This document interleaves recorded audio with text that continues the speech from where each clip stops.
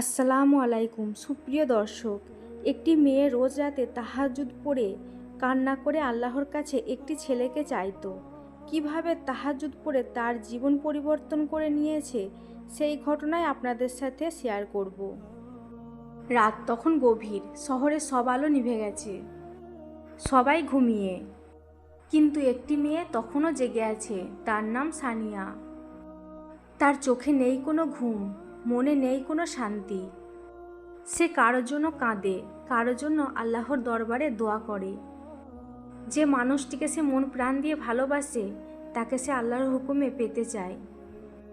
কিন্তু সে জানে ভালোবাসা শুধু অনুভূতি নয়, এটাও ইবাদতের এক রূপ হতে পারে যদি সেটা হালাল পথে হয়। রাতের নিস্তব্ধতায় সে উঠে যায়।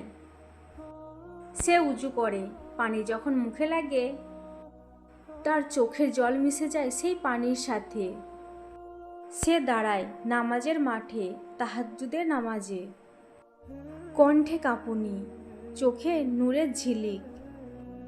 সে বলে, হে আল্লাহ, যদি সেই মানুষটি আমার জন্য ভালো ও মঙ্গলজনক হয় তাহলে তাকে আমার জীবনের সঙ্গী করে দাও, আর তা যদি না হয় তাহলে আমার মনকে এত শক্ত করে দাও তাহলে আমি যেন মানুষের ভালোবাসায় নয়, আমি যেন আল্লাহর ভালোবাসায় শান্তি ও সুখ খুঁজে পাই।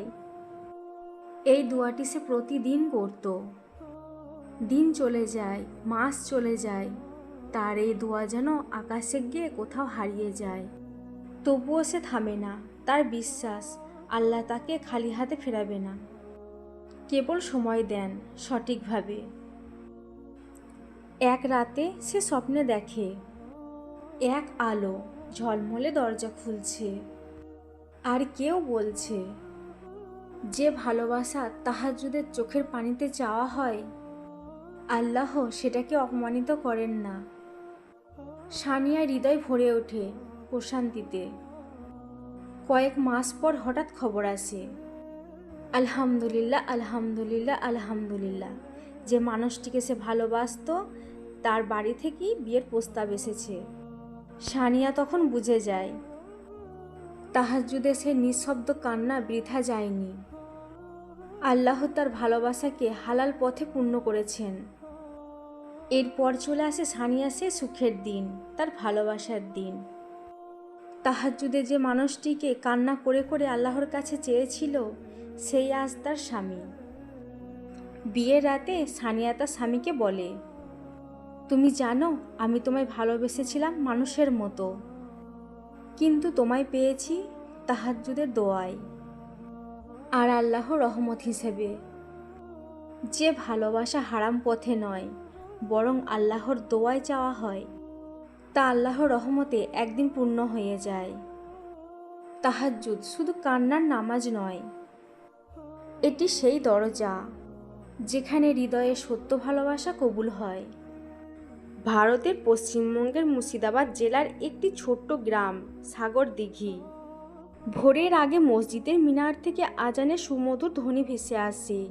সেই গ্রামে এক বিধবা মহিলা, নাম আসমা বেগম। তার স্বামী বহু বছর আগে মারা গেছেন।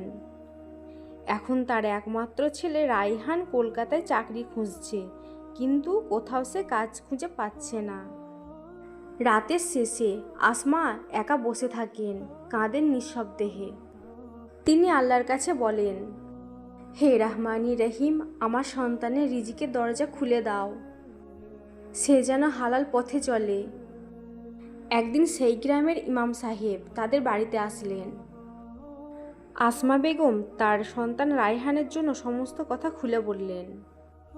ইমাম সাহেব তখন বললেন, বোন, তুমি তাহাজ্জুদ নামাজ শুরু করো।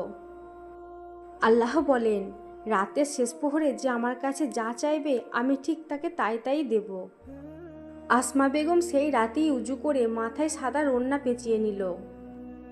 রাত তখন প্রায় ৩টা। চারপাশ নিস্তব্ধ, জোনাকির আলো আর তার নিঃশব্দ কান্না। তিনি সেজদায় পড়ে কাঁদলেন আর বললেন, হে আমার রব, আমি একা, আমার ছেলে অনেক কষ্টে আছে, আমার ছেলেকে সফলতা দাও। জানালার ফাঁক দিয়ে দূরে মুর্শিদাবাদের আকাশে চাঁদের আলো পড়ছে। সেই রাতের কান্না যেন ফেরেশতাদেরও মন ছুঁয়ে গেল।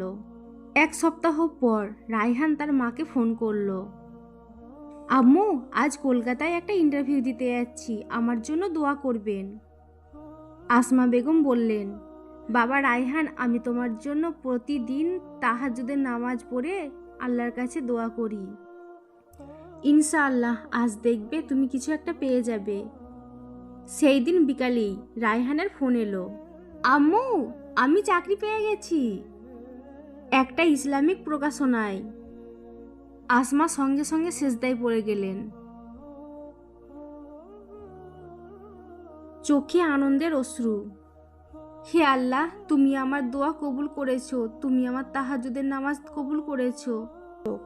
তাহাজ্জুদ পড়ার এই সময়টা এমন একটি সময়, মহান আল্লাহ তাআলা আসমানের নিকটতম আকাশে অবতীর্ণ হয়ে বলেন, কে আছো যে আমার কাছে দোয়া করবে?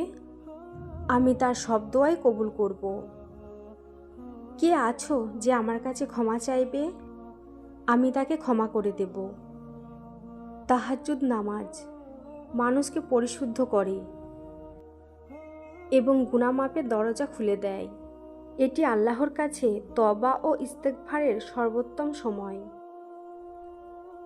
আমাদের প্রিয় নবী হযরত মুহাম্মদ মুস্তাফা সাল্লাল্লাহু আলাইহি ওয়াসাল্লাম বলেছেন, জান্নাতে এমন কিছু ঘর আছে যেগুলোর বেশিরভাগ বাহির থেকে দেখা যায়। সাহাবীরা জিজ্ঞেস করলেন, এই ঘর কার জন্য?